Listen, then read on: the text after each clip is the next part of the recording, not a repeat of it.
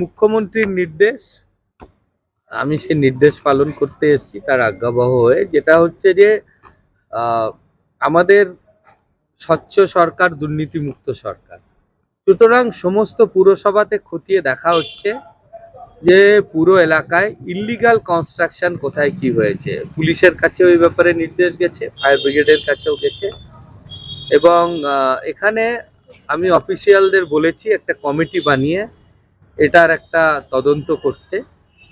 আমি আপনাদের মাধ্যমে এই নিউ ব্যারাকপুর পৌরসভার এলাকাবাসীদেরও বলবো, আপনারাও এগিয়ে আসুন, সরকারের চোখ কান হন। আপনাদের নজরেও যেখানে, যে বাড়িতে, যে বিল্ডিংয়ে যেখানে ইল্লিগাল কনস্ট্রাকশন হয়েছে সেটা পুরসভাকে সূচিত করুন, ইও সাহেবকে লিখিতভাবে জানাবেন, একটা কপি আমাকেও দিয়ে দেবেন। দ্বিতীয় নম্বর হচ্ছে, যেটা মুখ্যমন্ত্রী অত্যন্ত উদ্বিগ্ন, সেটা হচ্ছে জলা জমি ভরাট নিয়ে।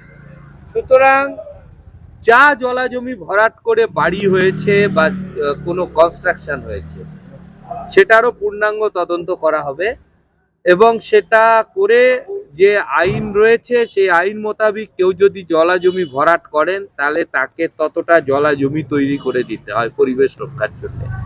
এটা না করলে এটা কিন্তু পানিশেবল অফেন্স।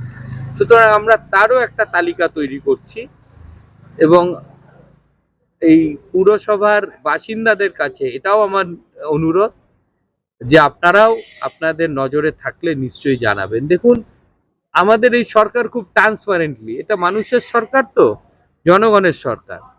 তাই মুখ্যমন্ত্রীর নির্দেশ হচ্ছে জনগণকে সাথে নিয়ে সমস্ত ডিসিশন নিতে হবে। তাই আমরা এই ডিসিশনে জনগণকেও সামিল করতে চাইছি।